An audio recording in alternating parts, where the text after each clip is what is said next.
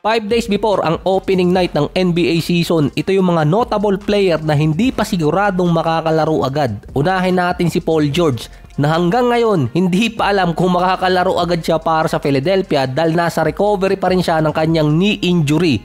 Nag-iisa na nga lang si Paul George na natitira sa 2010 class. Nawawala pa. Sarap buhay. Nagkaroon ng injury si Paul George ng July habang nasa workout at inoperahan din. Mismong galing din kay Nick Nurse na hindi nila expected na makakalaro si PG sa opening night. Wala din doon si Pinoy Kuno, Jared McCain dahil naman nagkaroon ng injury sa kamay na early part ng karir niya, tuloy-tuloy na nagkakaroon siya ng injury. May good news din naman sa kanila dahil base case siyam si Joel Embiid malaki ang chance na makalaro sa season opener nila. Last time kasing nakapaglaro talaga si Embiid sa regular season, February 22 pa. Si Jalen Green naman after makalaro ng tig 82 games sa nakarang dalawang season at merong third longest streak sa NBA ngayon behind Bridges at Harrison Barnes. Mamimintis naman niya ang season opener ng Phoenix Suns na ang unang makakatapat nila ay Sacramento Kings. Nagkaroon ng hamstring injury si Jalen Green at nasa 2 linggo siya na mawawala. Kasama din sa bilang na yon yung preseason schedule. Si Mark Williams naman na meron ding injuring nakuha din naman ng Suns galing sa trade. Expected na makakalaro sa opening day. Mukhang nabitin ata sa bakasyon tong mga to eh. Sa Detroit naman si Jaden Ivey mintis din ang start ng season dahil nagpapagaling sa injury sa tuhod. Base sa report, hindi ito yung na-injured sa kanya last season. Ibang injury pa.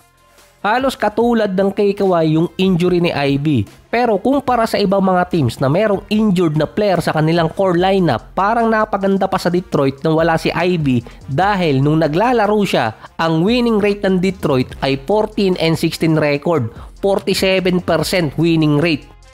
Pero nung nawala si Ivy last year dahil nga sa injury, umangat ang Detroit sa 58% winning rate. Nasa 11% ang inangat ng Detroit at sila pa ang naging pang-anim sa East. I-re-evaluate si Ivy after 4 weeks kung makakalaro agad siya.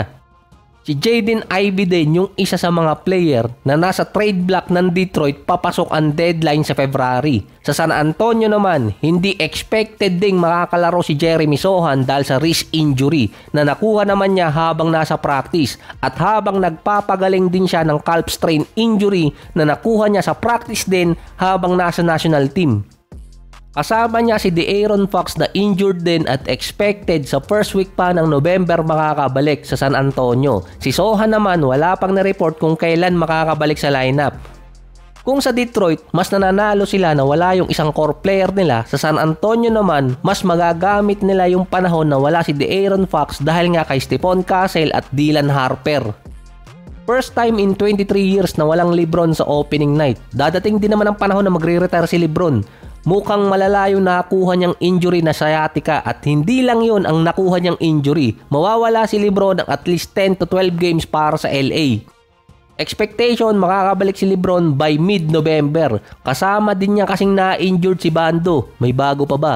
Mahirap di umano sa side ng LA dahil gusto nilang manalo ng championship at gusto nilang baguhin yung lineup para sa future nila.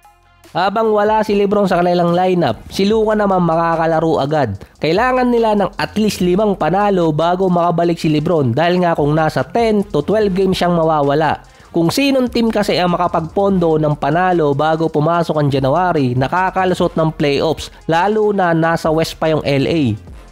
Yung best friend naman nilang team na Golden State, doubtful si Moses Moody na makakalaro sa opening night dahil sa calf strain injury. Based naman kay Steve Kerr, nasa practice na rin naman si Moody. Kaso hindi pa nila sigurado kung makakapaglaro agad at maiiba ang rotation ng Golden State papasok ng regular season. Si Jimmy Butler naman meron ding injury sa paa pero optimistic si Steve Kerr na si Butler ready makapaglaro sa opening night versus LA. Minor injury lang yung kay Butler na pinadaan din naman nila sa MRI at walang nakitang major issue sa paa niya. Meron pang ilang araw para makapagpahinga si Butler. Pero kung titingnan dati si Butler sa Miami, kapag meron siyang injury, malalaman or hindi rin siya naglalaro. Siya lang din yung player na nakakita ng loophole sa bagong load management rule.